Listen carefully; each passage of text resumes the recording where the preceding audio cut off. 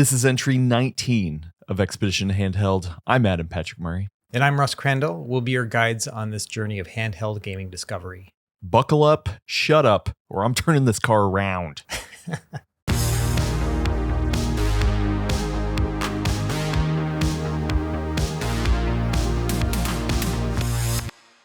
It's funny that like our expedition itself is like supposed to be a walk, right? Like we're walking through the jungle, but we just do car references. You're right. Yeah. It's all good. It's true. You know what else is true, Russ, is that you have changed up the lighting in your studio. Yeah, not this room, but the other room. Yeah, absolutely. Yeah. In your main set, you know, the one that serious things happen with, which is super cool. I got to say, I don't think a lot of people understand how much time and effort goes into something like that. And also, like, I don't think people understand how much, like, people like us think about that. Like, what are you going to see? What is it going to portray and feel, and the vibe and stuff? And I know you changed some. I mean, it's still the same set. You just kind of relit it, right? Yeah. So So my nephew is a photographer and he's really good with lighting, a lot better than me. I usually just use natural lighting and everything. That's why you'll see that in my thumbnails and stuff. So he came over, he had a day off. So he came over and we just tore down my whole contraption, because not only do I have to light myself, I have to light the table that I'm working on at the same time. Because when I record both pieces of footage at the same time, and then I kind of push it all together. And so it's like a double thing I have to do in terms of lighting. And then also I've got handheld screens to contend with, which is all the reflections that come on them because of the lighting. And so it's seriously complicated. So we spent a whole day just kind of moving things around, putting in new soft boxes and stuff, getting rid of all the old stuff. And now I'm happy with it. But you'll see the first video where I debuted it, I was like, it's not tuned perfectly, and so then I went back and fixed it for the next video, and you'll see this happening over the next 5 or 6 videos, where finally I'll get a standard and then I just won't touch it, and that'll probably be what I do for several years after this. Yeah, it's a nice refinement. I really like it. Once again, congratulations on setting that up, because it's definitely a big thing. And then also, did you change anything on the back end of how you're color grading it or anything like that? No, nothing changed on that so far. I still I'm not using log or any of that kind of stuff for my recordings. I'll probably someday get to it. My cameras honestly just can't handle it. They overheat when I really start pushing stuff into it. So that's why I record 4K 30 instead of 4K 60, that kind of thing. I can't handle it with the cameras that I have now. So at some point, I'm sure I will do more upgrades, but it'll probably take a while. Okay, nice. Well, yeah. See if you can spot the difference. I want people to bring up old retro game core, put up against new retro game core, and just do that thing where you're kind of looking, Yeah, my hope is that people will see it looks a little different, like Russ is now in HD or something, because the shadowing itself is supposed to be very natural, even on my hands, but then also my face and stuff. Again, a little bit of tweaking still needs to happen, but the idea is that I just don't want people to even notice. They'll just be and just get used to it, and that's just the natural look. So we'll see how it goes. Yeah, well, you're gonna have to rename your channel to RGC HD. That's right. There you go. But yeah, we got a fun show here today. The expedition is going to take us through a lot of news. Yeah, a lot of news. Some big, some small, some weird, some all over the place. Let's start with AYN. We've kind of talked about this a little bit before, but I think we have official pricing now. There are some price bumps for their devices. Russ, walk us through what the new pricing is. Sure. So I think it was last month, right? Because we're recording this now on July 1st, but it'll be obviously a few days later when you see us. So last month they had said, hey, we're going to increase the prices on some of these devices, just so you know, and they didn't have any specs. My guess was they just didn't know yet, and so they finally announced this stuff the other day, and it still doesn't go into effect until tomorrow, at least as of recording, but it'll be in effect by the time you guys watch this. And I was expecting a lot. And it wasn't. It's just $10 for most models, which again is just all because of RAM and storage issues and stuff. But so the Odin 3 and the Odin 2 Portal and the Thor are the only 3 devices they sell on their website right now. All 3 of them are basically just going to get a $10 spec bump, except for the very highest tier of the Thor, which is the one they call the Max 1 terabyte model. So that one has 16 gigs of RAM and a terabyte of storage. That one's going up by $30. And that makes sense because it is a full terabyte of storage. But everything else is going to be just a $10 increase. So if you look at something like the Thor Lite, which is the absolute cheapest one, it's right now $249. It's going to go up to $259, for example. And then like the Odin 3, like the base model, that one's going for $339 right now, or $340. It's going up to $349. So it's going up by $10 there too. So not a huge increase. And I was expecting $20. So to hear $10, I was like, oh, that's good. I'm sure it'll go up again in the future if things don't improve. But I'm pretty happy with, I mean, I hate to say that I'm happy with a price increase, but I'm happy with the smaller amount of this price increase. Yeah, it's not.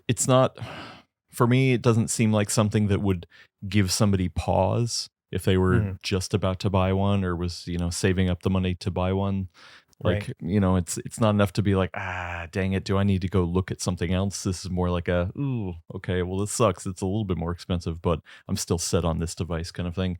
And yeah, you kind of alluded to it, but like they do their orders in batches, right? So this applies to this batch. And that doesn't necessarily mean that the next batch won't increase either. Right.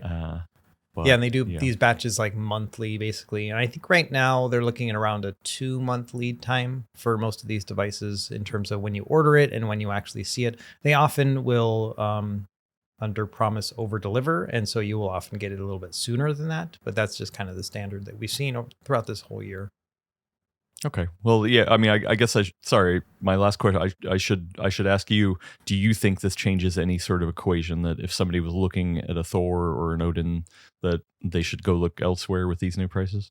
Yeah, I mean, honestly, there's no alternative for these at this point. Like the Thor's only alternative is the Ayaneo Pocket DS, which I think the cheapest one is like $600 or something. It's so much more expensive than the Thor. And then there is one other Snapdragon 8 Elite device, the Conquer Pocket Fit Elite.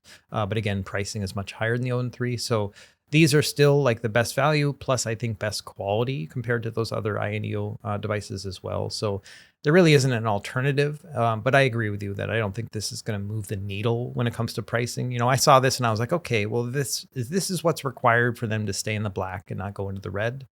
Then I think $10 is an easy ask for their customer base. Yeah, and actually, I mean, I've with how much you talk about the Odin 3, I've been close on biting the bullet and getting one. This doesn't change for me, but luckily, I mean, we got in a new device that we've been messing around with that kind of negates a little bit of that that desire to get this now, because it's no longer the fastest chip, at least on the block. But we'll get to that in due time. The next thing is something I guess I was kind of confused about. The Ayaneo Pocket Micro 2 had a surprise launch, but then also they didn't sell a ton. Like, what happened here, Russ? So they've been teasing this guy for a while, calling it the Micro 2. So the Ayaneo Pocket Micro came out 2 years ago, and it's like an upscale GBA. So it's got a 3:2 aspect ratio screen, which I think is a 3x resolution scale of the original Game Boy Advance. It scales pretty well, actually. Little small guy. And then I made a review about that one. Then the Micro 2 coming out, same screen, but this one has the Snapdragon 865 processor in it. So, a good amount of power, same thing as like the Retroid Pocket 5, so you would be able to play a lot of PS2 and GameCube on that, even though it is kind of a smaller screen. And then they did a couple other improvements. I think they made the face buttons and the D-pad a little bit bigger, so it feels more comfortable. They put the analog sticks a little bit more recessed in because they used to stick out like crazy. They even had one without analog sticks where they just deleted them and then sold that one as well. So this one's kind of a middle ground. Ayaneo does this thing where they their CEO his name's Arthur. He likes to do like these live streams. They're like 4 hours long, and he's just like holding the devices and showcasing them. It's all in Chinese, but they'll have like subtitles and stuff. And during their most recent live stream where they're talking about this thing, they just decided to just launch it during the live stream, right? And it was like, I think it was around 5 a.m. West Coast time. Like, it was not a great time for the US to be online watching a live stream and shopping, but it was probably... Yep. Real quick, launching as in, hey, the buy now button is up, or it's pre-orders? Well, buy now button is up, like on their website. I'm assuming it is a pre-order, like it wasn't going to ship that day, but I'm assuming that it was like buy yours now and we'll be shipping it soon. Like these are those that they already had on hand, as opposed to like your typical Indiegogo thing that they do. Like this was actually on their storefront.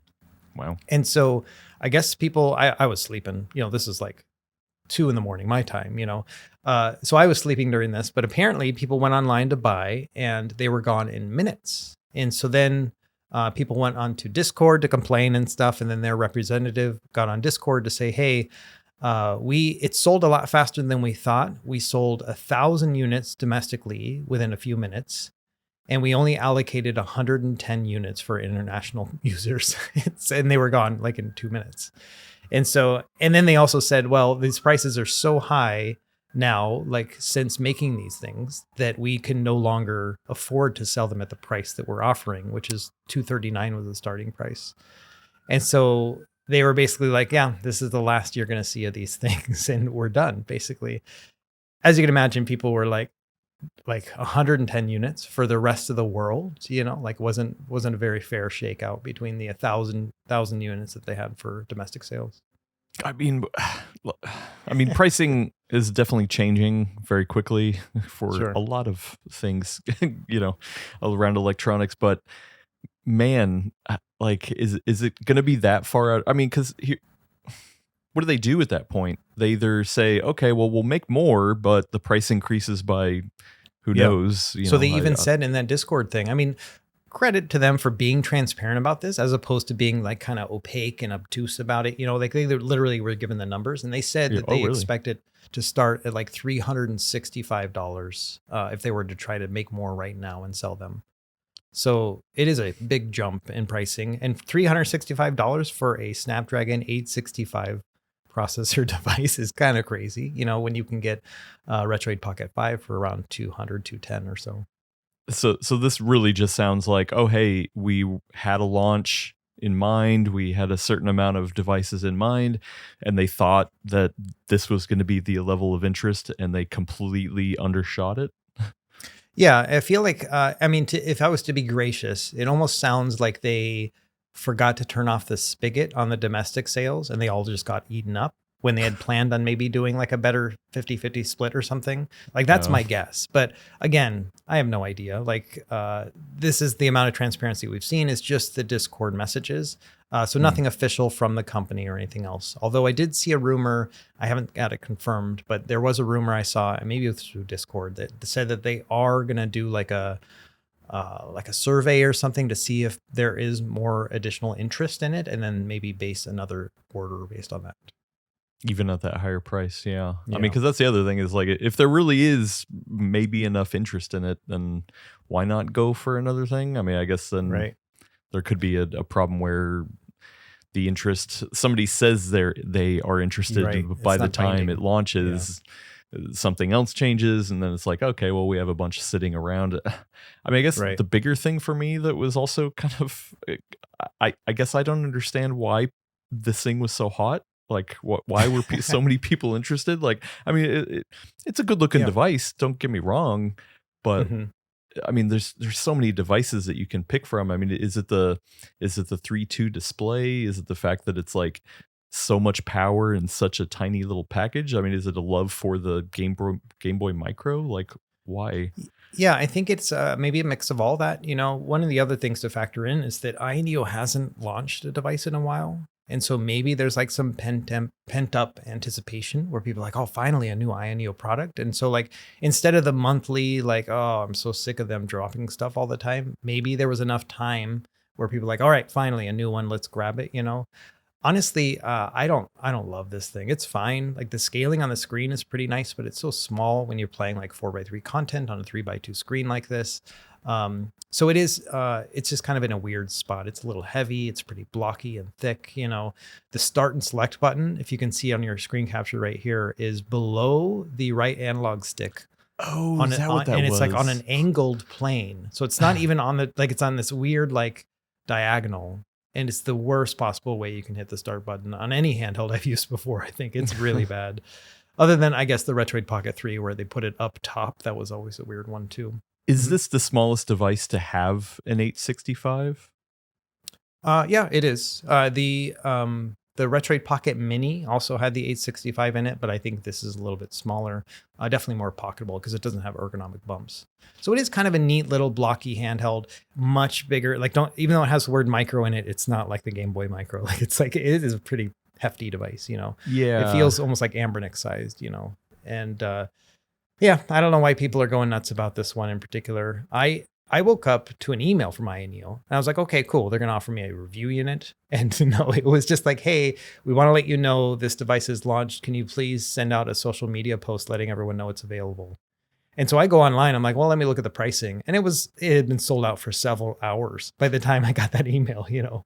And so I was like, well, I'm not going to promote this thing that doesn't exist at this point, you know? And I planned on buying one myself, you know, and just to make a review on it. And I couldn't just because it was sold out by the time I woke up. Really odd. Yeah, weird. Do you have an affinity for Game Boy Micro? No, not really. I mean, I have one. I bought it in my first Japan trip since starting the channel. So that was a couple of years back. I like it. You know, it's cool, but man, it's I don't know, a little too tiny for me. What about you?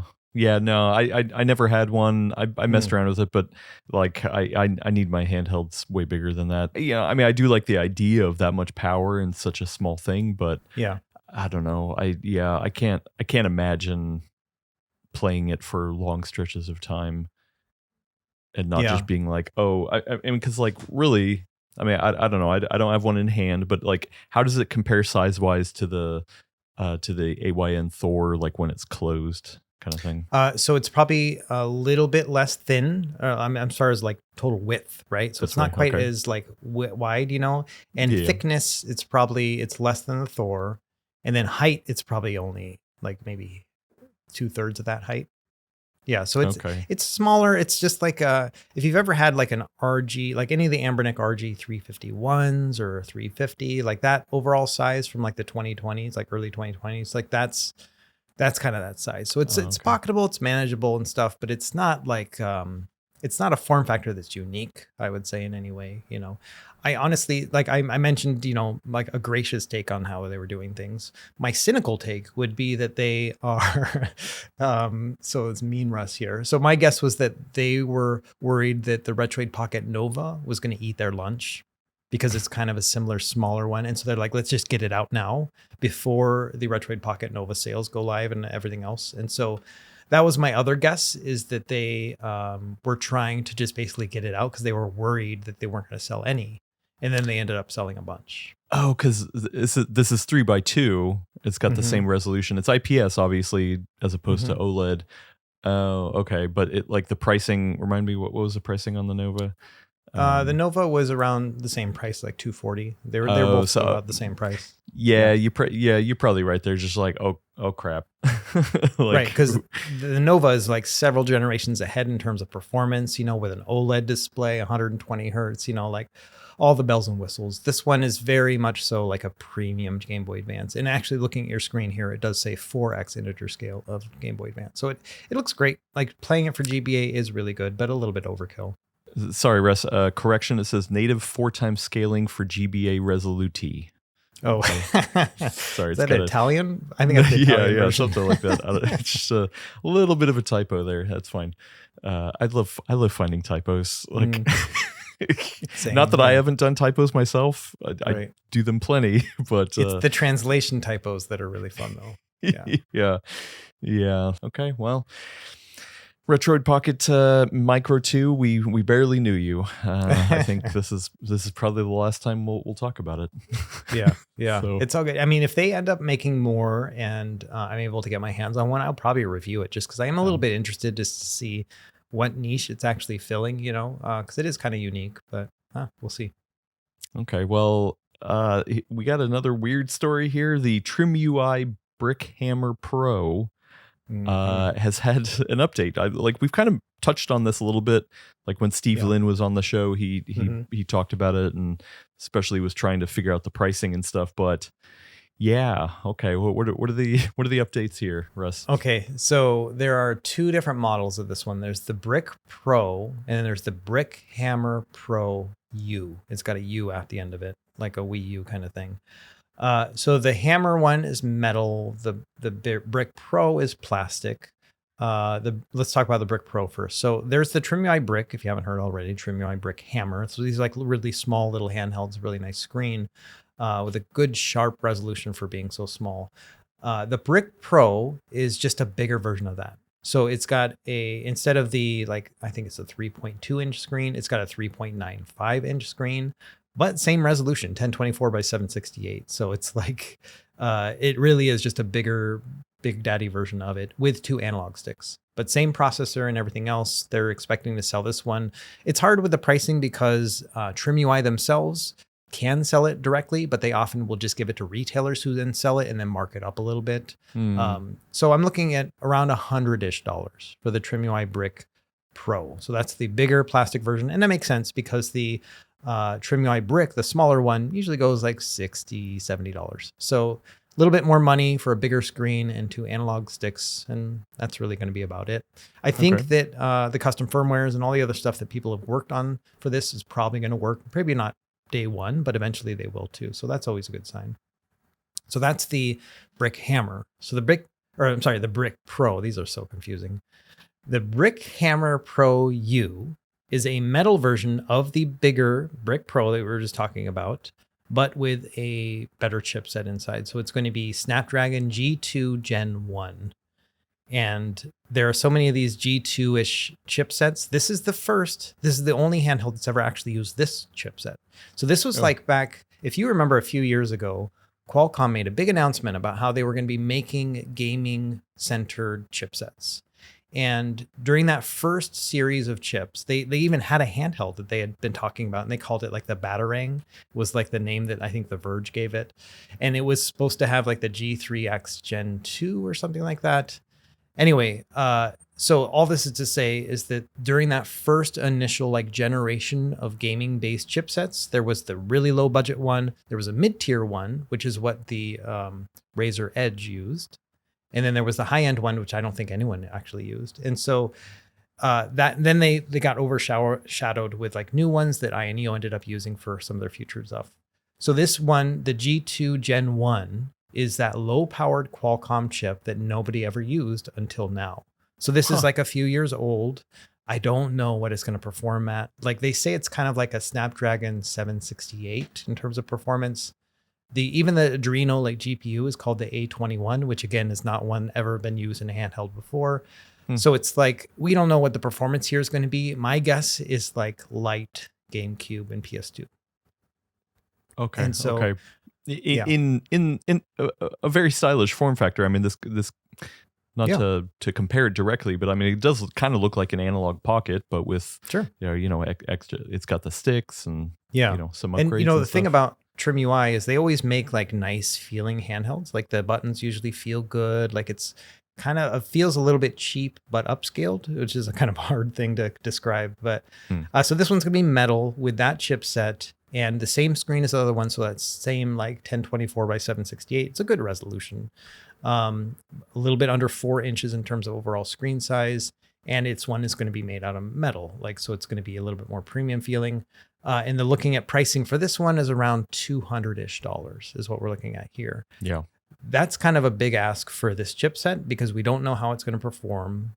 This is going to be an Android device. The first time TrimUI has ever made an Android device. So how is that software build going to look? Are they going to really nail it? Are they going to use some sort of contractor to really get things right? Because, Retroid and AYN and stuff, they've been making Android builds for, 5-6 years at this point. And so a lot of unknowns with this one. And that price point is really rough. That's like, I assume that's like the best they can do. The other part of the drama with this one is that when this Brick Hammer Pro U was first launched, all those retailers had a projected price point, and it was around $130 or so. And so a bunch of people pre-ordered them, right? And then TrimUI came out and said, actually, because of component costs and everything else, we're going to raise the price to $200. And so then all those retailers emailed all the people who had done pre-orders and said, hey man, we can't sell it to you for this price. So you can pay the difference. We'll give you the other one instead, like the plastic one, or you can just get a refund, is basically what they said. Like they were kind of in a rock and a hard place kind of situation. And so, of course, I saw that on Reddit and stuff like, oh, I can't believe these retailers are, asking for additional money. And it's like, well, they're getting squeezed too. It's just kind of a weird thing.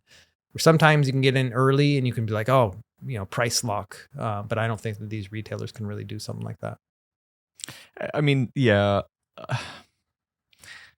Also, I usually don't tell people to pre-order stuff, like wait for reviews. I mean, unless it's something is really going to sell out, like the Pocket Micro 2, right, something like that. But how do you feel about that pre-order kind of stuff? Do you ever recommend that? No, generally what I will say is that, wait for the reviews if you can. And even then, I just replied to a Reddit comment earlier today where someone was asking, hey, when do the reviewers get it? And should I pre-order now? Do I have enough time to cancel in case the review isn't good, And I told them, I said, oh, I'll have it a week before the device actually ships to everyone else. So that might be able to be enough time for you to make a better decision. But then I said, the best time to buy a device is 2 months after it launches, because sometimes the price will go down a bit, but then also everyone's got their hands on it. They're poking and prodding it and they're finding all these issues. For a reviewer like me, I've got a week with this thing. And that's, all the testing that I can think of, the screen and the components and all of those other aspects, plus filming footage and gameplay and B-roll and A-roll and editing it, And so there's only so much a single guy can do. And it really comes down to specialists sometimes, like someone who's just obsessed with screens, right? They get their hands on one and they figure out what's going on with it, well beyond the scope of a typical broad review. And so the best advice I can give is actually to wait a couple months, but then there's the whole FOMO and then the fear of prices going up instead of down and all the other stuff too. So I get it. Yeah. I think when it comes to pre-orders of an unknown device like this Brick one, I didn't pre-order it, they'll probably send me a review unit, but yeah, I don't have a lot of faith that $200 for here is going to give me $200 worth of excellent handheld gaming. Yeah. I mean, is there something similar to this in what you expect the power to be that somebody could maybe look towards?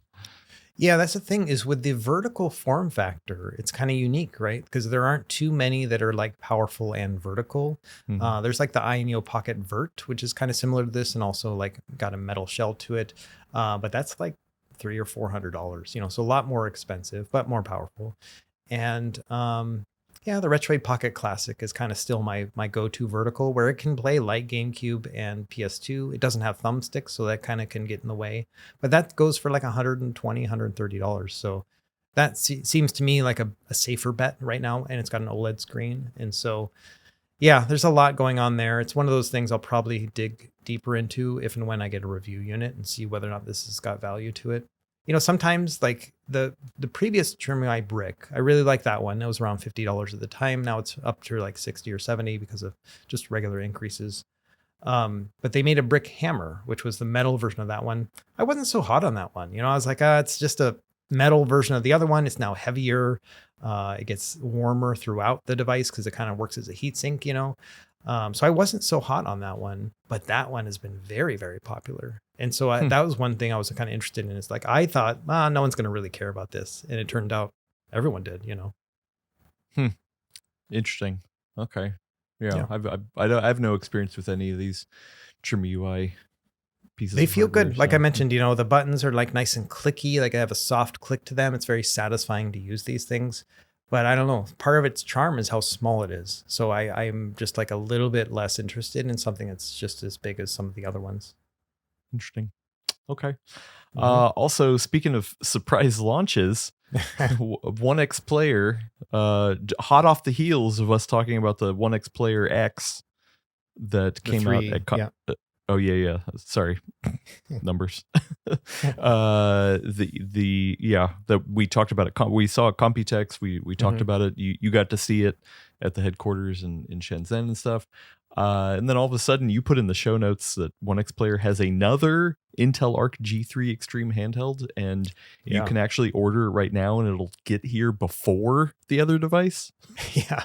So when I mentioned it in my video, when I went to OneXPlayer, like I was like, okay, I'm here to see the X3, right? Like the one that they had at Computex. And I was like, yeah, let me see this thing, the new G3 Extreme. And they're like, here you go. And they're like, oh, by the way, here's this one too. And it was the X2 Mini Pro. X2 Mini Pro. That was the one with the Ryzen AI Max chip. And I was like, okay, so you're launching both of these? And like, yeah. And I'm like, okay. And so I'm like kind of messing around with them. And then they're like, and here's the other ones. And they had more. And they were these bigger ones, right? That's like an 11-inch screen. I think it's 10.95 inches. But it's like the same kind of ecosystem where they've got like detachable rail controllers. You know, it's the same mechanism. You can swap them out with the others and stuff. And as soon as they started showing me that stuff, I was like, no, I don't want to see any of this stuff. Like, this is too much, you know, let me just focus on the X3 and the X2 Mini, right? And I was like, you guys really shouldn't launch like 3 or 4 handhelds at once, you know, because they even had an AMD version of this one too. So there was 4 handhelds in front of me. And I was like, okay, this is too much. You guys need to, you know, this is, if I'm already confused and I'm in the room with you guys, how are people not going to be confused online, you know? So anyway, and especially real quick, the numbering. I mean, you got the OneXPlayer X3, but that has 3, a space between the X. I'm sorry, it's just OneXPlayer 3. There's no X in that one. OneXPlayer 3, but this is the X2. So you would think this is like lower than that because there's a 2 and a 3. You know, and there's also an X2 Mini Pro, which is the AMD one. Yeah, but the X2 Mini Pro doesn't have anything to do with the X2. It's not a Mini Pro version of the X2. Right. Right. Other than that, it is smaller than the X2. That's the only thing that makes sense. But it's a totally different chipset. Yeah. Yeah. So I feel like we say this every week. Naming is hard. Yeah. So like, there's no good answer. But I don't yeah, think it has especially to be when this hard. Yeah. Well, and especially when you're releasing so many devices at the same time. Right. That I think that's the hard part. Yeah, and the thing is too is that they either got to launch them all at once or they've got to kind of wait longer. Because what if somebody pre-ordered the X3 and they're like, "But I really wish I had an 11-inch screen," and then this one comes out 2 weeks later. You know, like it really is. It can kind of mess with people's feelings. You know, like they feel like they kind of got like duped in some way. You know, so this one, yeah, it's G3 Extreme. So same as the see, I'm getting confused. The OneXPlayer 3. 10.95 inch screen tablet kind of setup, 120 hertz, but it's LCD, not OLED. And here's the kicker. The battery is only 65 watts instead of 85 watts on the other smaller I didn't ones. see that. Yeah, so the battery is smaller on this guy than the other there ones. it is, 65 watt hour battery. Huh. Yeah, I mean, I guess, these are definitely aimed at different kinds of gamers, right? Like the OneXPlayer 3 is definitely like a Legion Go 2. Yes, you can detach the controllers, and yes, you can kind of use it as a tablet a little bit, but like that's different than this. Even the X1 was always like, hey, listen, yes, you get a gaming handheld, but that's kind of like, ooh, off hours, I'm gaming, but really you can use it as a laptop or you can use it as a tablet, like a very large tablet, almost 11 inches. So like this feels like more of a balance between work and play than even the 3. Yeah. So it is different, but yeah, I remember, the only OneXPlayer device that I have used is the X1, so the first version of that, and that was Meteor Lake based, and I was very excited to get it in because it was like, oh sweet, Intel's disaggregated architecture is going to be really cool. And number one, Meteor Lake was not cool. A lot of issues there, and then I just didn't, as much as I love big screens and having like a big immersive experience, I was just like, okay, well this is too big, and really the downside was the controllers. Like they weren't comfortable, loud, so it was just like, oh man, I barely used that thing when I got it in. So Yeah, and so this one paradoxically also has smaller controllers than the other two smaller handhelds. So this one's got, when I was there, they referred to this one as the chicken leg controller because they were like making fun of that it was so much smaller than the other one. So it kind of looks like kind of out of place, you know, it just snaps in there. It does have actual like grips to it as opposed to the OneXPlayer 3 ones, which does have like bumps in the back, but it doesn't have a space to kind of hold it and then kind of leverage it. So this one's a little bit more kind of like, you know, like slapping a controller on each side, like the Xbox Series X kind of thing. Yeah, but the weird thing is, yeah, like it has a grip to it, but I mean, you can even see this in the picture that they have on the product page here, is that it looks like the guy's middle finger and ring finger are up underneath. Yeah. Like for most controllers, like they're usually placed on the back, or handhelds, Right. like you kind of have that on the back. Sometimes maybe if it's too thin, the pinky kind of falls off. I mean, Yeah. this guy literally has all of his fingers up Right. underneath. So like it's a small controller, and just for me, it does not feel comfortable. Yeah, the way I felt like, because they let me like kind of mess around with all this stuff, and I was like, all right, these smaller controllers on the smaller handheld is actually a really nice fit, you know. And so I had kind of pressed them. I'm like, make sure you sell these things as an available accessory for the smaller handhelds too, because I think this would be a good combo here, you know. I'm not sure if they actually ended up doing that, but yeah, so it's kind of a weird thing where they just kind of are throwing things at a wall. And sometimes if you take it, you know, probably in the moment when they're having to make a decision, you know, they're sitting there in their boardroom, whatever, it probably all made sense at the time, right? But for the two of us outside looking in, we're like, so this thing, you know, has a smaller battery. Like, why is that? You know, like just little things like that I think just kind of make it strange. And then, of course, the strangest part is that it was such a quiet launch. Like, I only knew about it because I'm like on their email distribution because I bought something from them previously. So I get all these notifications. So they said, hey, we got this new thing and it's out right now. You can order it right now. And then it ships on July 7th. So it's like within a week of it actually going live, you can now buy it. And actually, it says ships before July 7th. Right. So even maybe sooner. Midnight July 6th, who knows? But the thing is, the OneXPlayer 3, which is the one that's been hyped for so long now, and the X2 Mini Pro, they don't ship until August. So this one actually comes out sooner than the other ones, but has like such a quiet launch. Maybe they've got so few units that like, we don't actually want to sell this one. Like, I don't know what's going on in their minds here. Yeah. Also, if it was going to be that soon, like, wouldn't they have brought this to Computex? I can only imagine that Intel maybe would have been excited to be like, actually, look, we've got 4 devices all launching with the G3 Extreme.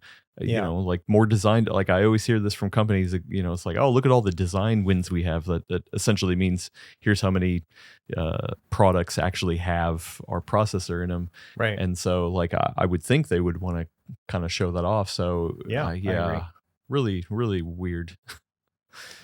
Yeah. So I don't know what to say about this one, really. The pricing is not terrible. It's $1,900, you know, but I don't know taxes, shipping, import fees. You know, this is going to be coming from China. So it probably is going to be quite a bit more than that. But when you compare it to, you know, kind of similar things like the, you know, OneXPlayer 3 or the MSI Claw and stuff, it's within spitting distance, especially if you factor in like whether or not you prefer to have a larger screen and whether or not that's something versus OLED on the OneXPlayer 3.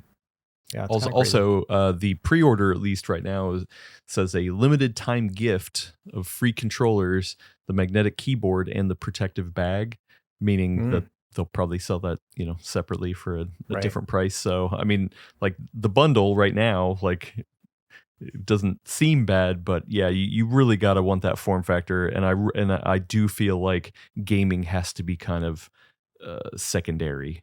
Right, like you would want a tablet for work and doing all that kind of stuff. And listen, I mean, the G3 Extreme does have the chops to do plenty of work, but yeah, for a gaming first device, I can't see it.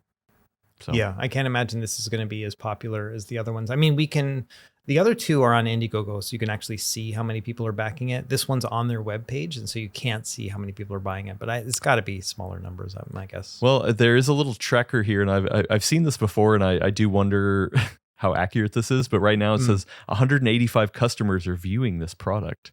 But it kind of reminds me of the old early days of the internet where you get like a little counter of how many people visited your website. This one is like a real-time tracker of how many people are on the page, I guess. Yeah. Oh, look, and I just refreshed. Oh, it went from 283 down to 14 now. Oh, so yeah.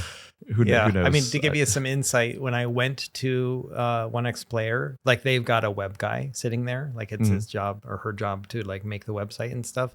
So it's not like they're using a third-party app to do this. They're probably like making this code themselves. And when a company makes their own code, they're probably going to make it pretty generous on their end. You know what I mean? Like, oh, let's make this look really good. You know, so that's again the cynical Russ talking here. I've peeked out twice now on the show. Peekaboo. I like it. All right. Well, that's it for news, right? I mean, we don't got anything else that's weird that we should talk about. That I think it's weird enough. Okay, weird enough. So I need to take a break. I need to pat my brow. I'm starting to sweat a little bit here. So let's take a break. All right, Russ.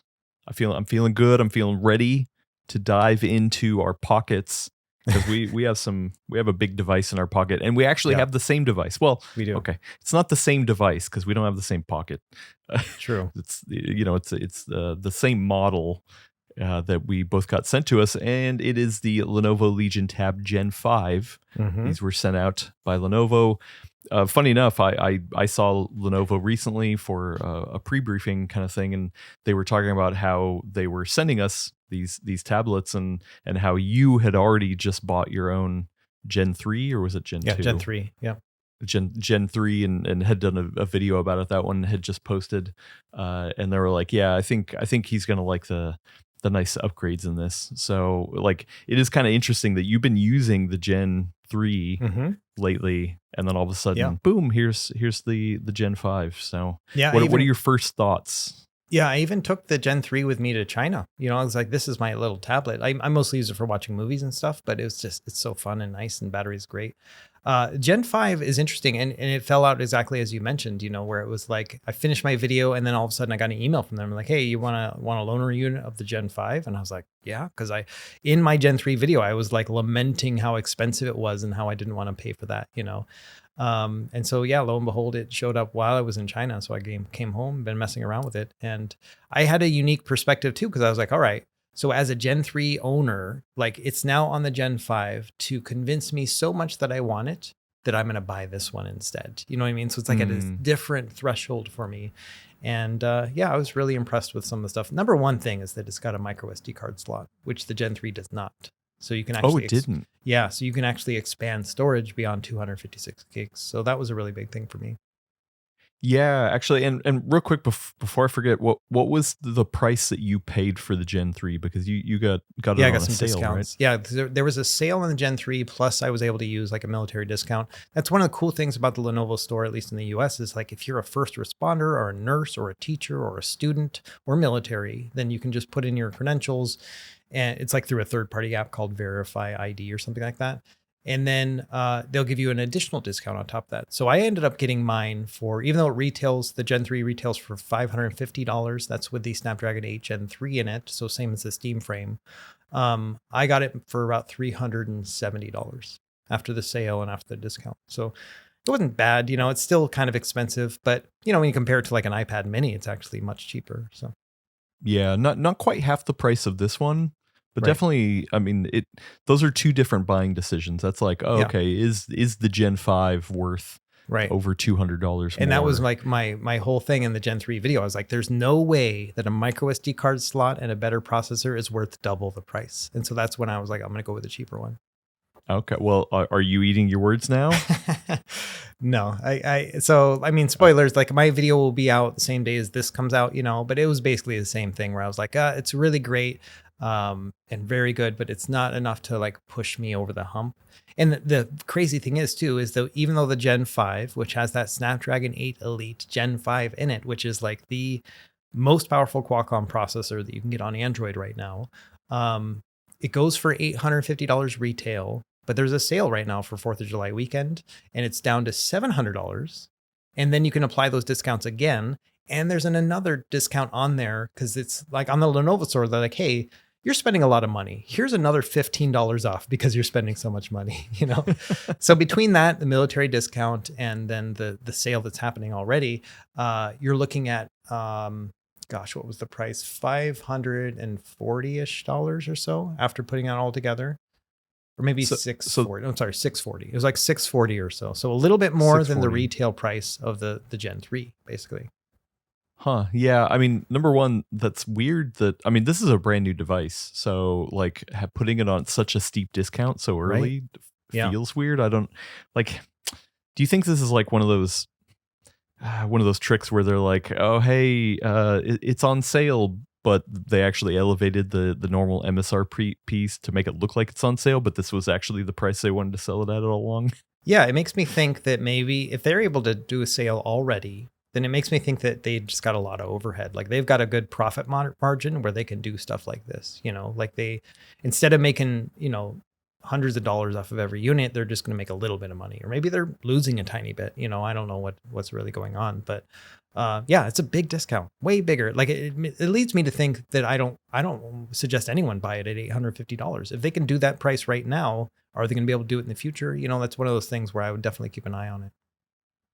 Right. Yeah. So, okay, then walk me through some of the differences. You definitely mentioned the micro SD card slot, which is important. Like I mean, I've been downloading some PC games via Game Native on here, and some of the larger ones just to see how it performs on this new chipset. And I haven't maxed out the storage, but like I'm getting close, and I've only downloaded like 3 games. So I was just like, ooh, okay, having the ability to have extra storage is definitely a nice thing to have. Right. But what other changes from your Gen 3? So the other thing is the Gen 3 had basically the same as the Legion Go 1 screen. So 8.8 inches, 1600p resolution, right? Exact same dimensions and everything. Same refresh rate. I'm pretty sure it's the same screen.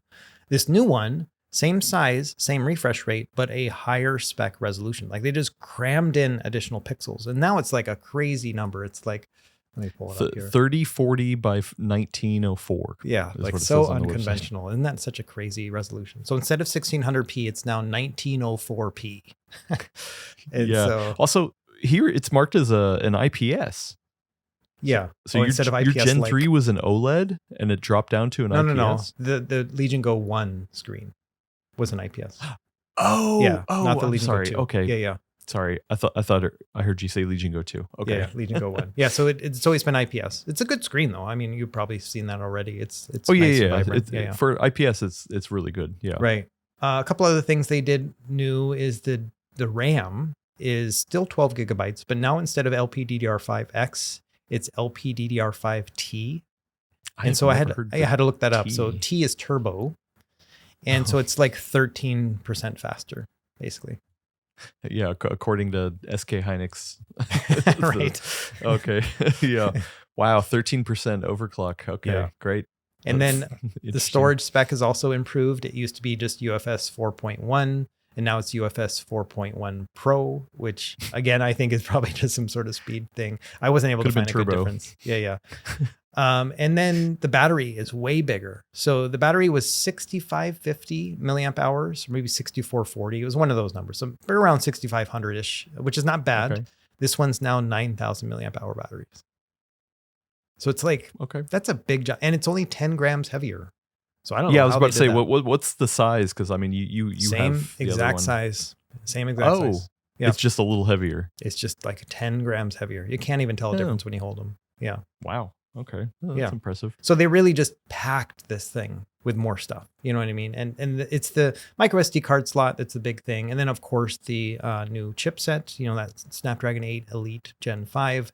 And then they also did some improvements to the cooling. And I did see that. So like, for example, so for either of them, they're going to thermal throttle because they're, they're not active cooling. They're just passive cooling. And they got like a vapor chamber and stuff.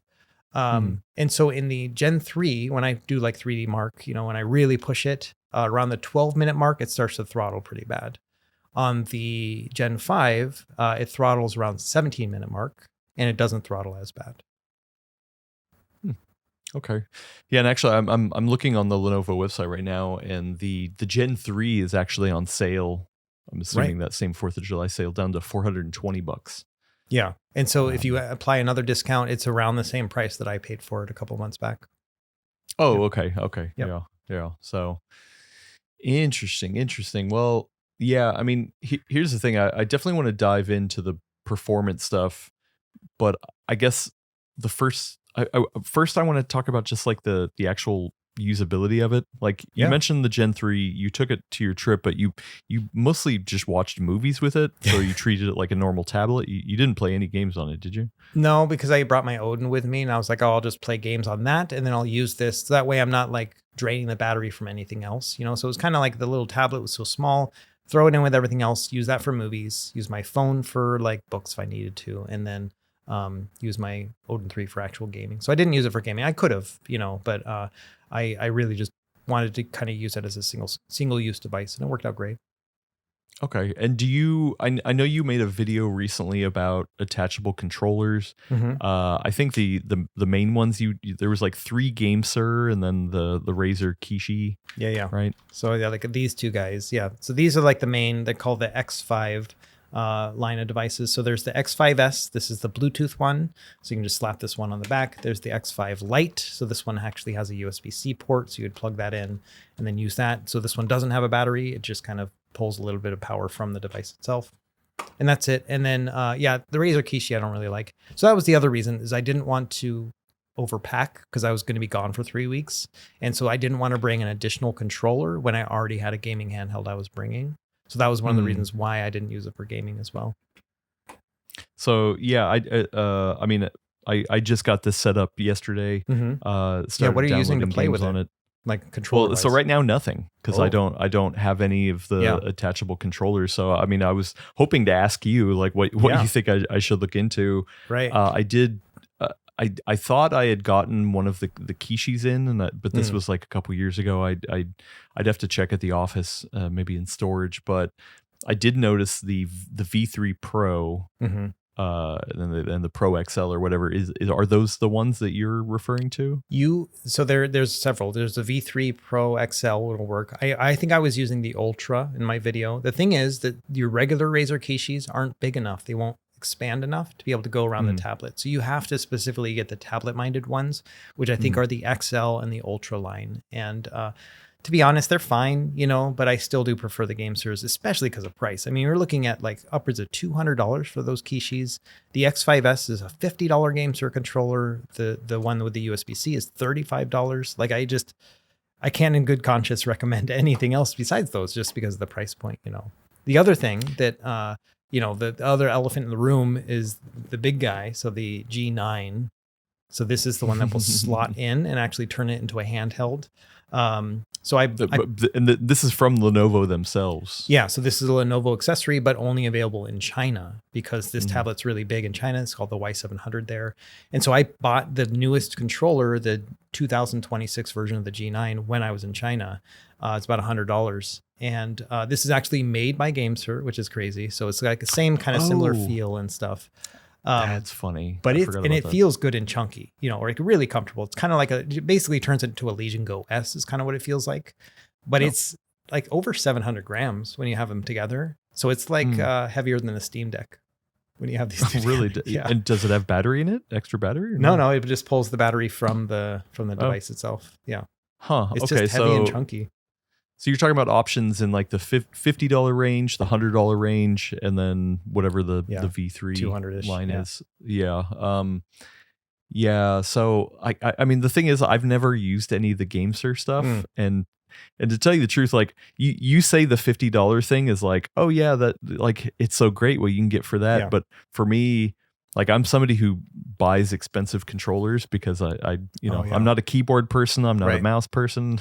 Like honestly, for you, now that I'm thinking about it, you should think about the G8 Plus. So I would look up that one from GameSir. So this G8 one, Plus. Yeah. So it kind of looks like an Xbox controller, sawed in half, and then you put it on each side. Again, by GameSir. Bigger for your bigger hands, much more comfortable in terms of feel. It's very familiar because it's very Xbox-like. About $80 for this one. It's Bluetooth, and it does expand big enough to be able to use with this tablet too. So that's free. Go ahead. Well, I was going to say that, and that's the other thing is that and you cover this all in your video. I'll link down to it in the description because it is a good talk. But there's two different ways to connect. You're either connecting directly with the port, like USB-C, right, or Bluetooth. And like you do have your reservations for Bluetooth though. Yeah, because there's a potential for input latency, and I will say that with these, I can't tell. Like I can't feel the difference. There might be someone very, very sensitive who might be able to be like, oh no, this isn't good enough, But I have found for Bluetooth connection with these in particular, it's been fine. Like I want to make a bigger deal about it, but I can't tell the difference. And so it's like, well, it's just something I need to say, but it's not something that actually affects my gameplay. The G8 Plus, that Bluetooth bigger one, is actually the permanent controller on my Switch. That's what I use on that. So it's like a big daddy Switch because it works on anything. Really? It's Bluetooth, right? So I use that for my Switch because you can swap out the ABXY button, so it feels very natural, And so that's what I use on my regular jailbroken Switch that I got here. So yeah. Interesting. Well, yeah, I mean, because it's always hard to be like, okay, well, Russ can't feel the difference in Bluetooth, but would I? Right. I don't know. I mean, I don't think so. Like, I'm not a competitive gamer. I'm not, worried about that. But for some reason, like, I don't know. I live in a crowded apartment complex, so anything that has a Bluetooth or Wi-Fi connection, I'm always just like, every once in a while, it's just like, I'll have issues, and I'm just like, this really sucks, especially when I'm just trying to sit down a game. Yeah. Yeah, I mean, you may end up just having to go with that Kishi. I mean, it's the thing about the Kishi though is that, and the kind of neat thing, and I didn't think about it with my Gen 3 video, but I thought about it a lot with this one, is that even when you have a USB-C port on the side like this, my worry was like, well, that means you can only play in landscape. That means you can't play vertically oriented games. But the Tab has USB-C ports on each side. So you actually can use it vertically too. So that actually works out pretty well. So I show that off in my new video that'll be out the same day as this one. Yeah, it's also hard because like I also was looking at the 8-bit Do. They have one, and I love 8-bit Do, so I was just like, okay, cool, that's a known quantity. Yeah. But the problem I'm having too is looking around, is everyone kind of uses different ways to describe how long it can extend. Right. I just want to hear how much it can like.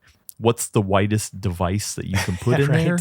Like, like the 8-bit Do one I have up here right now on Amazon, and it's like, okay, stretchable design fits most phones 100 to 170 millimeters in length. Yeah, I'll tell you, it doesn't fit. Okay, wait, it doesn't fit the Tab. But I'm also just like, okay, does that mean the device itself extends, like it to 170 millimeters, or is that the widest entry point that it's able to hold? Like, I just wish they were just a little more clear in the wording on some of these. It's not just 8-bit Do, like even Razer. Like, if you go to Razer's website for the Kishi, there's just like, you have to dig real deep into anything about, they're just like, oh yeah, this supports the iPad and whatever. And it's like, okay, yeah, but what if I don't have that? I just want to hear the measurements that the device can put in. Right. And then I was also thinking, because I was like, oh, does that Razer Kishi V3 Pro XL, the bigger one, it says it fits 13-inch tablets, and I'm like, oh, okay, well, would that also fit that Asus ROG Flow Z13, because that is technically a 13-inch tablet. Oh, I think it might. But so no, USB port. It doesn't. Well, but not even that. It's also then the depth. Yes. Oh. Like the width is one thing, but also the depth, and of course the USB port and all that kind of stuff. So it's just like, man, it's like a minefield trying to figure out. It's a whole world, how these controllers work. It's kind of crazy, and it's what I settled on was these two GameSir ones. But the reason why I like them so much is because they're so light and small. So that it's just like, it feels more like just kind of a cohesive thing together because it's not overly heavy. But for you, with your bigger hands and stuff, you may prefer that G8 Plus. Yeah. Okay, that's it. Thank you for walking me through that stuff. Yeah, no worries. And honestly, hopefully I'm not the only one who's just like, man, there's just way too many options out there. Yeah, this G9 feels great. Like, of all of them, this one feels the best in terms of the sticks, the D-pad, the face buttons, and the grip and stuff. This one feels the best. The issue with this one, and I talk about it in both of the videos, is that like the tablet's inside of the screen part right here. So it's not like flush with the rest of the handheld. And that, I don't know why, but that really bothers me, where it's like kind of like I'm looking into my device as opposed to it being there right in front of me, you know, because there's like a 2 millimeter difference there. It's slight, but it's just weird. And then also because this thing covers up all of the bezels around the edges of the tablet, it's very hard to swipe and to be able to swipe up and swipe back and all the things that you need to do on Android. And this thing doesn't have like a dedicated back button or anything else like that. So it can be a kind of a pain. Also, because it has, I mean, it's more of an enclosure than at least the accordion style controllers. Was there any overheating things? Have you seen problems with that? No, because the back is like it's not fully exposed. It's got like a harness on it, but it's like very well ventilated. So there's no heating issues or anything else like that. Honestly, with any of these things, if anything, it might transfer some heat in a way that helps. Yeah.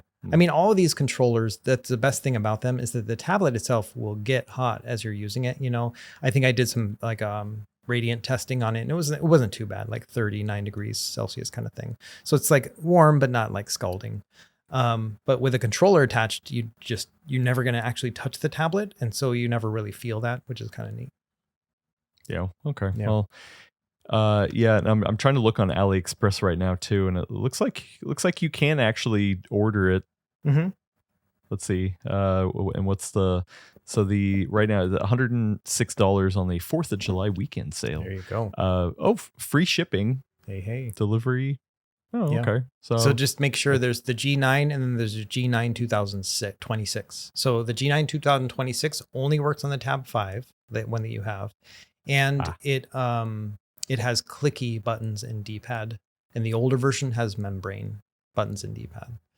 So the older version feels a little bit more old school, you know, more, I don't know, 8-bit dough-ish, you know, and then the new one is very clicky PC controller kind of feeling. Okay. Yeah. On AliExpress now I'm poking around and I'm just like, oh yeah, AliExpress has a ton of different. Yeah. Oh man, that's while you're on there, the other thing you should look for is the arcade cabinet. And so this one you'll find under like just type in Y700 arcade. This again you can only find on in China. So I picked this one up too. Also about $100.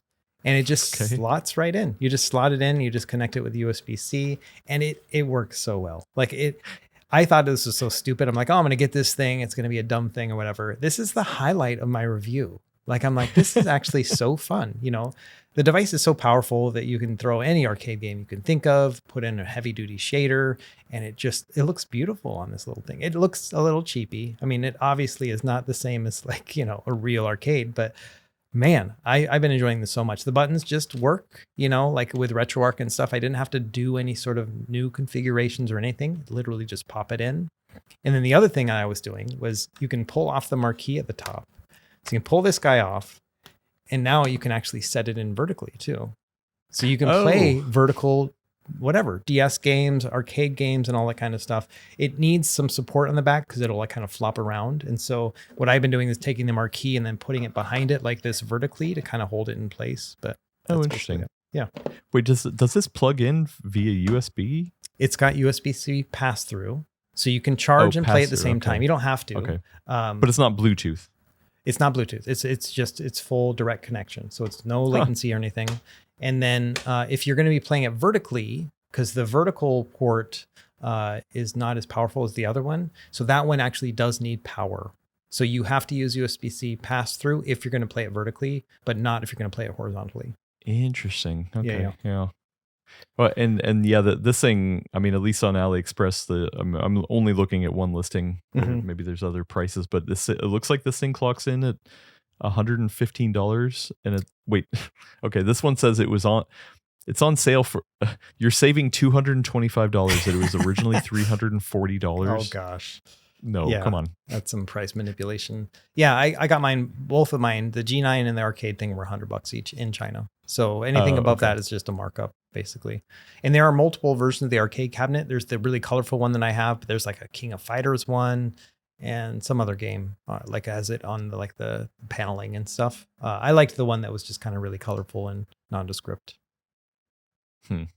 Interesting. Yeah. So many options. It's you get the device and you're like, okay, well, I can't just use the device with anything. I mean, not that I think Lenovo should include anything. Like I mean, it's probably best to be like, hey, you know what? Figure out which thing works best for you. But it's a lot of stuff you got to think about.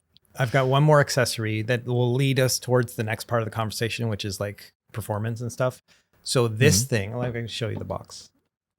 This thing, also from GameSir, called the FX5. So this is a thermoelectric cooler. So this thing is made specifically for these the X controller, 5X X5 controllers. And so you open it up and you basically take the cooler itself and then you slide it in. And so the back plate right here is in connection with the tablet itself. And the way this thermoelectric stuff works, if you haven't used one of these things before, it turns like AC cold, like ice cube cold right here. And it just pushes the hot air out. And then it has a battery attachment you can get as well. It's like $45 for this whole setup. So you kind of pop them together and it just automatically turns on and then it's going to start cooling. It's a little bit loud and it only lasts about 45 minutes. You can just plug it in directly USB-C as well. You don't have to use the battery. But it makes a huge improvement in performance. So I was talking earlier about thermal throttling with the 3D Mark TimeSpy Extreme score. I'm sorry, Wildlife Extreme. And it starts to throttle around the 17-minute mark, and it ends up giving you about 80% stability or so after you're done running the test. When I use this thing, it got 99.7% stability. So like no thermal throttling at all. Yeah. But it's loud and it's like an additional attachment. It's weird. Yeah, well, and it's two attachments in one because you can use the battery or you can just plug it straight in. But yeah, another name for this is a Peltier cooler. Right. I actually remember I don't remember the brand. It was probably just some knockoff thing. But I remember I tried to buy one for the Steam Deck. When the Steam Deck was first out, so I can't remember who, but somebody was like, "Oh, this is really cool," direct attaches. The problem is that if it doesn't directly attach to something that's dissipating the heat properly, like it's not really going to be able to do much. Right. So like if you imagine like, okay, well it's either the placement. So, maybe it's not directly attached, like say the processor's here, but the Peltier like sits over here. Like sure, it gets some of the ambient temperatures, but it's not as efficient. But then the other thing too is like the Steam Deck, it's a plastic shell, so yes, the processor is dissipating some of the heat in the heat spreader in there, but the shell isn't allowing that heat to transfer efficiently either. So like the Peltier cooler is sitting against plastic and it's just not efficient. But like it's cool the plastic off. This is like I can imagine this is a like one of the better uses for that. Right. Yeah, and the way it actually positions is near the hotspot of the device, so I'm assuming it's near the chipset, and so yeah, it works really well. It's annoying, like the sound and stuff, one of the cool things about this tablet is that it doesn't make any noise, which is like kind of this neat thing about it being passively cooled. And if you're just going to be playing like up to like PS2 or whatever, no issue. Like you're not going to have thermal throttling unless you're trying to play like Elden Ring on this thing. Like that's really where it's going to start to hurt. Yeah, I was saying, I mean, because that's the angle that I'm attacking it from is like I really have been going down this rabbit hole of using game native and trying to do, figure out where we are in terms of ARM emulation on Android, or I'm sorry, PC gaming emulation on Android. And yeah, like for a device like this, it does not have active cooling. Like I was doing multiple benchmark runs, and like each benchmark run was actively like dipping because it was throttling. And I was like, oh, okay, well, the chip is very performant, but the more you push it for the longer amount of time, you got to think about that, which is kind of like one knock. I wouldn't say it's a knock against this, but but maybe, I mean, sure it is, because that's the hard part, is that if you have such a performant chip in a design that isn't able to efficiently cool it over long periods of time, that really sucks. Yeah. No, absolutely. Like then you're kind of wasting on the table. The chip. Yeah. Yeah. Exactly. Yeah. And so in my own testing too, so the Odin 3 gives better stable performance, like higher benchmark scores than the Tab does, even though it's a generation or two behind. Yeah, and so in the course of doing this podcast and working with you and stuff, and learning more about the emulation side, I've been trying to learn the stack of Snapdragon devices. Like I'm pretty well versed in AMD and Intel, Sure. which can get very complicated as well. But I just have no insight into the Qualcomm Snapdragon stuff. And so, yeah, I've been trying to look at charts and figure out where things land and stuff like that. So, yeah, I mean, this, as far as I can tell, this is the best phone chipset processor that you can get right now, right? Yep. Yeah, it is. And yeah, because there are other ARM chips that are more powerful, like the X2 from Qualcomm, but that's on laptops, not on tablets and stuff. So yeah, it's kind of a whole separate, device category. Right. Yes, those are way more performant, but they're meant for laptops, not handhelds. Yeah, so this is definitely the most powerful device I've ever tested, and so it was interesting, and I went straight for the jugular, like you. I was like, all right, like Elden Ring, how can you do, and so I like spent hours downloading, the 40 or 50 gigabyte file of Elden Ring to be able to play that and stuff. Hey, it works 720p low settings. It's kind of junk looking, like on the screen. You're like, I'm seeing so many pixels here as I'm playing, but it ran like, well, it was like 27 frames per second on average. So it's like it's not for Elden Ring diehards, but if it's like the thrill of being like, hey, look at this, it's playing locally on this, it's kind of crazy. Yeah, I've only done a couple benchmarks so far in like my normal handheld benchmark suite, but like the what was it? Shadow of the Tomb Raider at 720p, no upscaling, lowest settings. It turned in an average of 46 FPS, and was like, okay, that's bad. Technically playable. Yeah, so part of me, I don't know, the cynics can look at that and be like, 720p lowest settings, 46, that's it, but then the other part of me is just like, wow, I mean, a handful of years ago, it just wasn't even an option. And look where we're at now. And like, exactly. Sure. Do I want to play that? No, not really.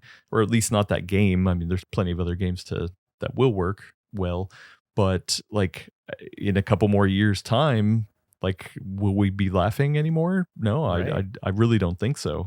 Yeah. So a surprising thing for me, and I don't know if you noticed this too, but on my unit, when it was factory reset and everything, turned it on, had to set everything up, it had Game Hub pre-installed on it. Like it was an app already installed, and I was like, holy crap! Like Lenovo got word about this and actually put it on there, which is crazy.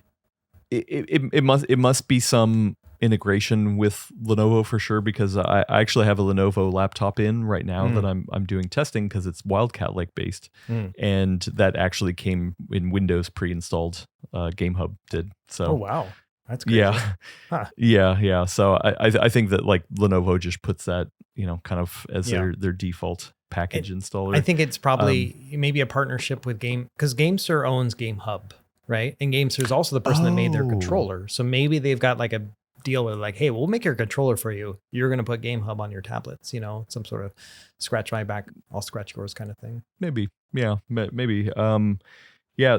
Speaking of which, I mean, so I don't remember the exact model name of this Lenovo laptop, but it's essentially a $700 laptop that's meant to compete with like the MacBook Neo. There's the Dell XPS came out with one like that. We saw the one at Acer that was also like $700-ish, kind of competing with a MacBook Neo.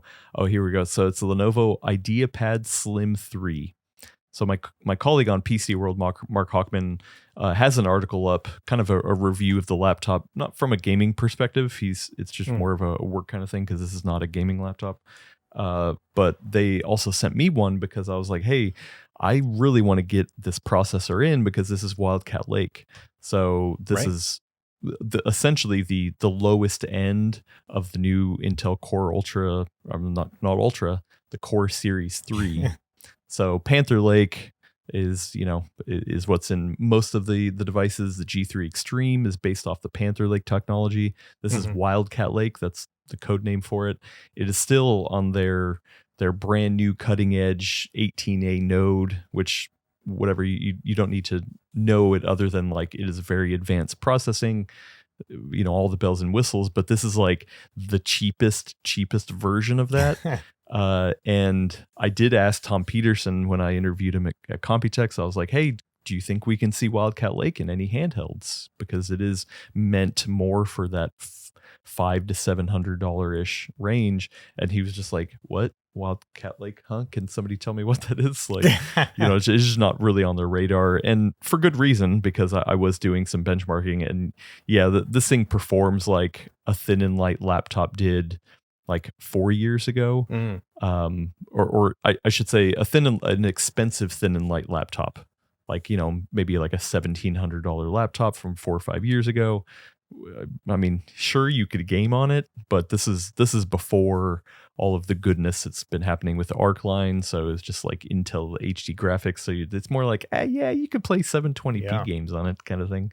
And so TLDR, this thing is not super performant. Right.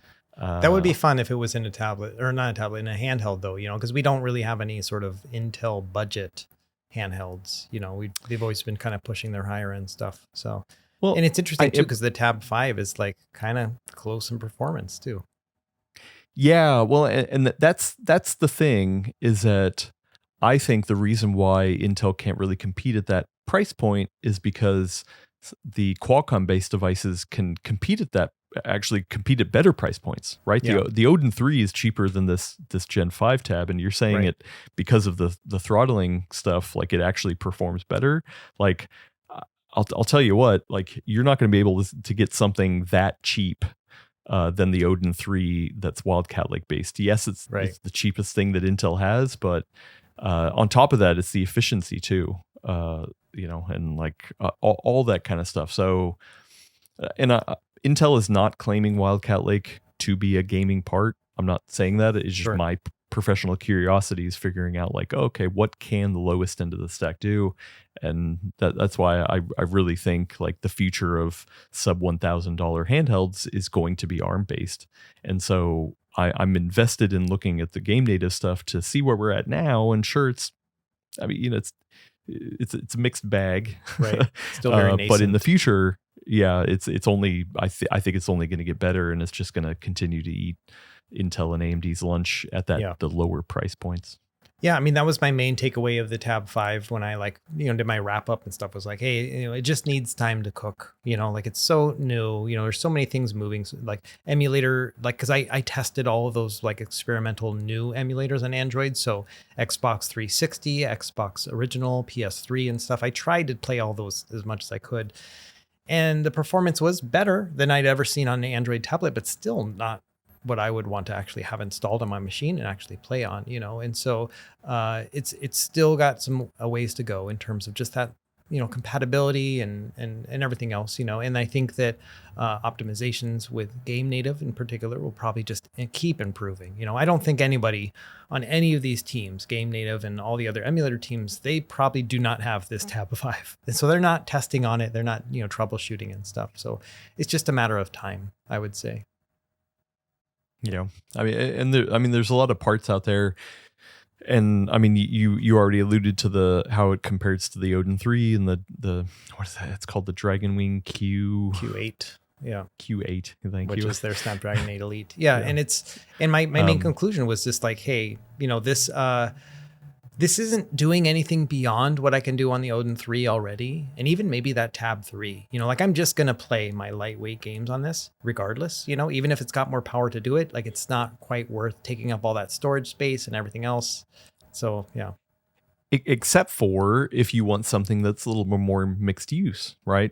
Well, like sure. you said, you were like, you know what? I brought my Odin 3 and the Tab Gen 3, but I wasn't going to watch movies on my Odin 3, so I got the Tab Gen 3. So like, I think that's maybe somewhere that if you're only going to do casual gaming, but really you want a tablet that's going to play movies and, like maybe write some emails and stuff, like not that you can't do it on the Odin, but maybe something like this tablet is a little bit better suited. Yeah, and I think that's the most fair point, right? Is this tablet can do all those tablety things, like you can use it for a quick Zoom call if you needed to do a quick meeting or whatever, right? All those things work. And obviously, media consumption and all that is going to be a lot better than the Odin 3. So it really depends on your use case, I guess. And I also, I would say like Lenovo has a weird track record when it comes to design of their products. Like I feel like Legion has kind of, and overall, I don't just mean the tablets, but Legion, their gaming line has like, every once in a while I'm like, okay, this is way too gamery. And then sometimes I'll like, oh wow, this is actually kind of like more professionally, like this Legion tab, which is meant to be kind of like, ooh man, this is meant for gaming and content creation or consumption and all that kind of stuff. Like this does not scream anything other than just, oh, it's a black slab, you've got the Legion logo on the back, but like this, if you covered that up, you'd be like, oh, this is not like anything special. Amazon which or something. is interesting. Yeah. It is. It's very generic, and I like that. I like things to kind of be a sleeper like hit like that. So I really like that idea. It really is like, as far as tablets go, like if I kept thinking to myself, I'm like, man, like I just can't imagine spending this much money on a tablet. And then I'm like over here, I'm like, I got an iPad Pro at home, right? That I spent $1,000 on before I even started the channel. And it was just so I could have like the ultimate way to watch movies, And here I am whining about an $850 tablet that's currently $600 something or whatever you can get, And I'm like whining about that price point. I'm like, what world am I living in right now? Because this thing can do 10 times what an iPad mini can do if I'm going to go outside of the scope of like checking my email and watching movies and stuff.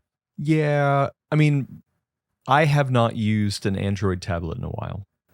And like, there's definitely always chatter of like, hey, listen, Apple won the tablet wars. Like iPad, for all intents and purposes, is just a better device in terms of software features and hardware and all that kind of stuff. So like, I do actually want to use this a little bit more as a tablet, just because I haven't really used a tablet. Like I do have an iPad, but it's like not getting updates anymore. I think I got it in like 2020, 2021 maybe. And it wasn't even the high end. It's not a Pro. It's like one of their entry level iPads.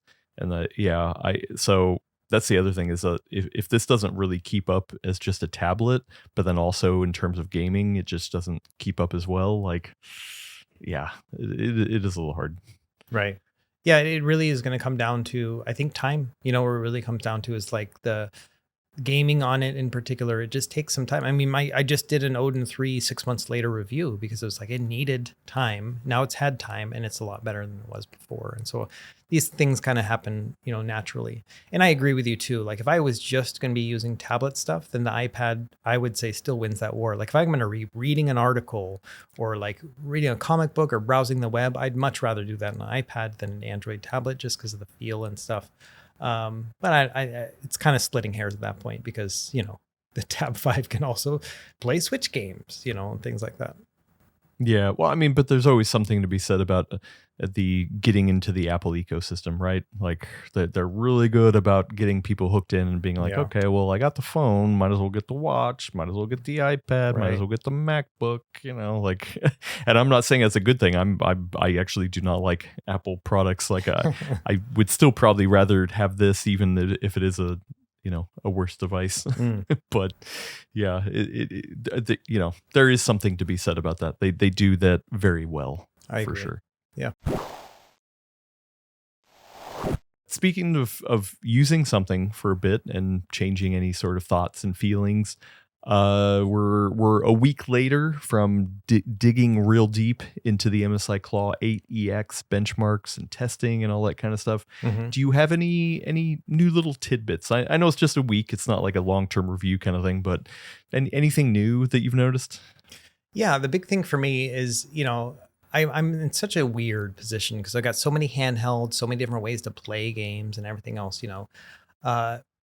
This week in particular, like I don't know why I sat down and I was like, I am going to finish Pragmata. Like I can't believe this is like a 12-hour game and I still haven't beat it, I still haven't beat it either. See, there you go. And so I'm very far now. Like I'm like, they're like, oh, you ready to fight the final boss? Like that's like where I'm at. So I'm getting there, Wait, hold on. Was that your little Diana impersonation? Oh, yeah, it's Diana. You couldn't tell? Maybe it's the hair color difference. Yeah, that was Diana. Anyway, Okay, I actually hadn't thought that far, but yeah, that was probably Diana. Anyway, so I play it on my living room PC, sometimes, and then, sometimes I'll stream to a handheld like my Odin 3 or whatever. But with the MSI Claw, it's like, actually, I'll just play on this thing. Like I can, and it's not a compromised experience. I think we talked about this last week, where it's like, I can actually play these higher end games at a resolution, at a graphical setting, and a frame rate that all feel like I'm not compromising. Like I'm actually just playing this on a handheld, big old screen too. And so I've been going back and forth between, do I feel like playing on the couch? Usually the couch thing is like, if I'm like, just want that bigger screen experience, want to hear the audio and stuff.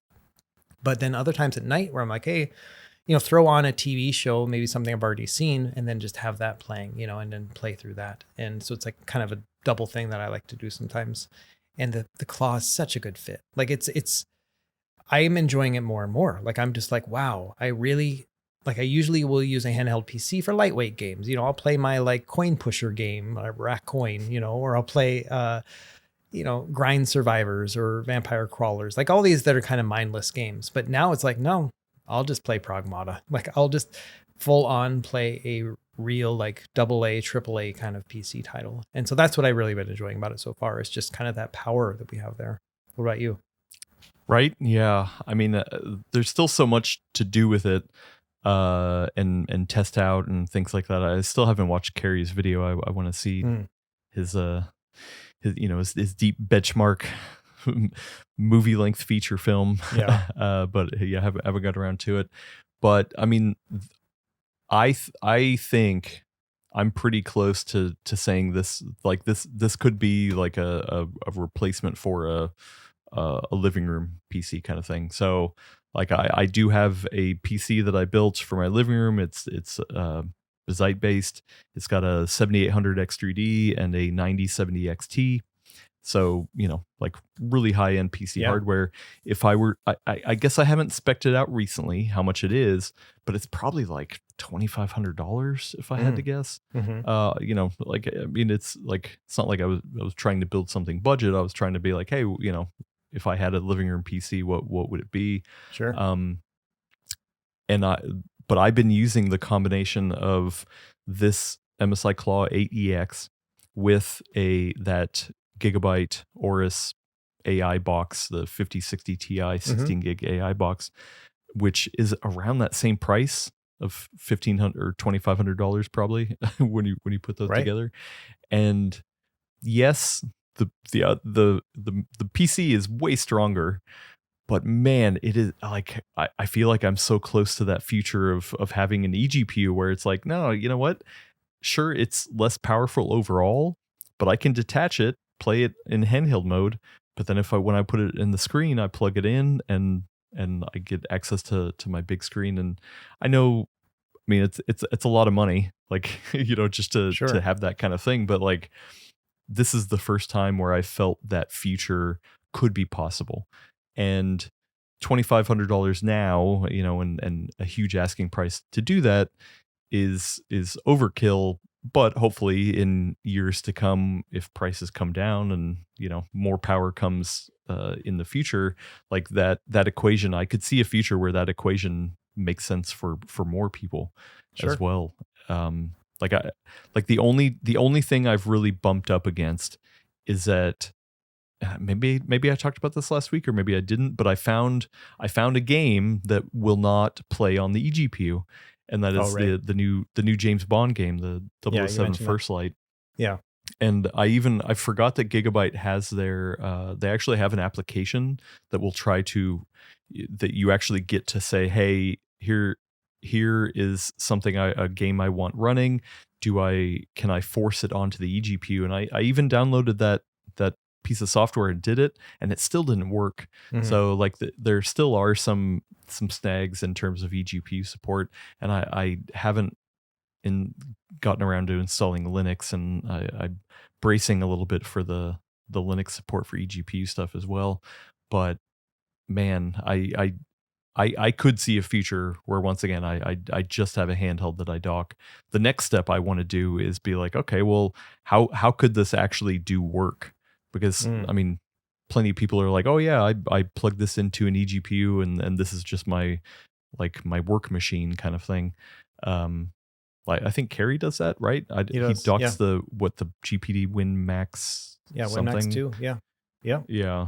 So like I know we're some of the only sickos out there that love this eGPU life, but like, man, that's yeah, that really, right? Imagine you get that one device and you plug it into your TV, you plug it into, do work or whatever, and it just works. And like, that's the thing that still has been like keeping me excited. Right. Yeah. I mean, it's only one machine to do software updates on, like all those little things that really do stack up. And yeah, I can see that with the MSI Claw. I've got enough contraptions and doodads around where I could set up something like that. I'm not quite there yet. Probably a cost thing. If I had something like what you have with that Gigabyte one, where it's like, it's just kind of one little enclosure. It's got a 5060 Ti in it. That all sounds good. I've got like these, open air eGPU connections. I've also got that XG Mobile from Asus. Like all those things could work, but we're just not quite there yet. Like I want to keep experimenting with it. I wish I had more time in every day to be able to make videos, because I'd love to make more Claw videos, and I still plan on it. But yeah, I mean, another good example here is that I'm leaving tomorrow to go on a family vacation. We're going to be gone for about a week. And a long flight, because we're going to Sydney. So that's like 12-hour flight from here, Yeah. Man, I'm thinking about bringing the Claw. Really? Yeah. It's wow. Because I was like, oh, okay, me and the Odin 2 or Odin 3, we'll just do our thing again. But I'm like, oh, but I could play Pragmata. I could maybe install that 007 game that I've been waiting to buy. Like there's so many things I could do. The thing that's holding me back, honestly, is I don't have a case big enough to hold the Claw. Like I want a shell or some sort of case to put it in so I can throw it in my backpack and not worry about it. So that's like the thing that's kind of holding me back. It's so dumb, but that's like the thing. I'm like, I'm not going to throw this thing naked into my backpack. And it is kind of a awkward shape and size for that kind of thing. Like the Legion Go 2 is very large, but at least it's a little bit more rectangular and doesn't have like protrusions and things like that. Like you go to pop off the controllers and stuff too. Yeah, right. You got that ability too. I didn't think about that. The Claw, like, kind of like it actually does feel a little bit more tablet like, that has controllers attached to it, but in like the best possible way. But yeah, like I haven't. Are there third party cases out there for it? There's nothing. Does MSI even sell any? I don't think so. I didn't see any at their headquarters. Yeah, it's just one of the, and I don't have any, like I've got third-party cases. I got nothing that big, so it's probably one of those where I'll have to think about it. I don't know, go wrap it in a t-shirt or something. Like, what am I going to do? Wrap it in a t-shirt. Oh, please don't do that. Or if you did, that'd be a really good talking point to be like, hey, you should check out my podcast where we talk about handhelds. Right. I'm doing this for content purposes. Yeah. So there is a generic case. There's two of them. They're about $18. They look terrible, but they're on Amazon. They wouldn't get to me in time, but there's nothing name brand that's out yet. So yeah. Also looking at, the MSI Claw Travel Case 2, which appears to be the newest one, because it supports the Claw A8, the AMD version. Looking at it, I don't think those grips would conform to that. That looks more in line with the older design, so you probably can't fit that in there. Okay, well, I totally forgot. So we should probably wrap up so you can get packing and finished. It's all good. I got to try to make a couple of videos today too before I leave, so it's going to be slow on my channel, I can tell you already. I've got the Legion Tab review coming out, and then whatever else I can finish today before I leave. But like it's summertime, people are on vacation and stuff, so I can do that too. Yeah, and this is not a work trip. This is a family trip. Yeah, this is actually my family trip to going to Australia. So I used to, just a little background. So I used to go to Australia a lot when I was in the Navy because, I was an Indonesian translator. So I'd always meet with ships that were in Australia on their way like through Indonesia. So I'd be on board for that kind of stuff. And so probably 15 trips to Australia. And I also went to school there for a while, a military school for a couple months. So Like it's a home away from home in some aspects, but I haven't been there in 20 years. So I'm really interested to see what it's like. And then obviously my family's never been at all. So I'm going to be like tour guide. I'm like, all right, here's Sydney as I remember it back in 2003. And you're like, huh, that used to be there. Right, exactly. Not anymore. And so, so it'll be really interesting to see, you know, there's a couple like restaurants and stuff that I'm hoping are still around, but they're probably not. And yeah, really looking forward to it. And the cool thing is, the best thing about all of this is that because I do so much travel for work and everything else, we actually built up enough frequent flyer miles that we're just going on this trip using those miles. And it's interesting because, you know, flying from Hawaii, frequent flyer miles wise, Australia is one of the cheapest places you can go. Like in terms of like the same price in miles to get to Australia is the same as it is to get to like California. So it's like, where are we going to go?